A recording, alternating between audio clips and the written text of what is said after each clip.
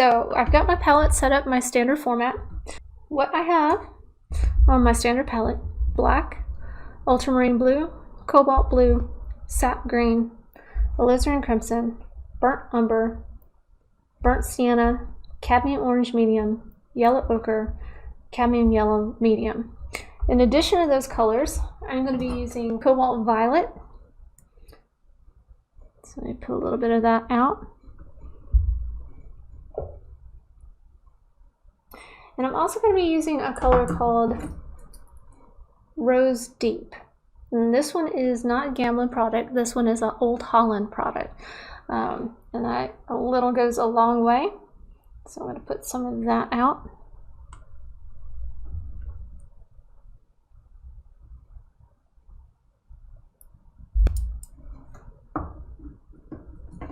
And to achieve this really rich orange that I see in here, I'm going to grab another color.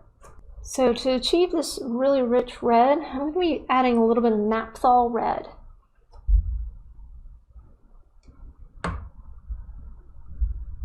And a little goes a long way.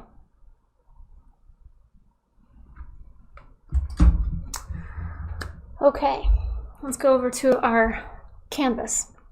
On my canvas, I already have it pre-drawn, and this sketch is available in a downloadable. You can go ahead and sketch it, trace it, however you want. I would encourage you not to be uber detailed when it comes to the flowers, because that way, if you feel like you draw all the petals, then you're going to feel like you have to paint every single little petal, and that's restrictive. If you kind of want to be able to kind of go with the flow, think of the petals, think about how they're structured, and refer to your reference image and build it from there. Okay. So I do have a little bit of detail in my Monarch butterfly though. And the reason why I add the detail there is because I'm actually thinking about understanding the veins in its wings. So for me, it's important to understand that. It's not something I can actually just kind of make up. Whereas the petals and the flows of those, I can make those up. So yeah, that's why I have that kind of detail.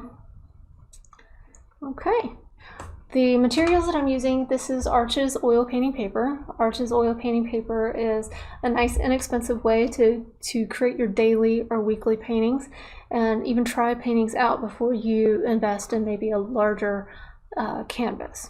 So this way, if you don't like it, you can rip it up and it's gonna be fine.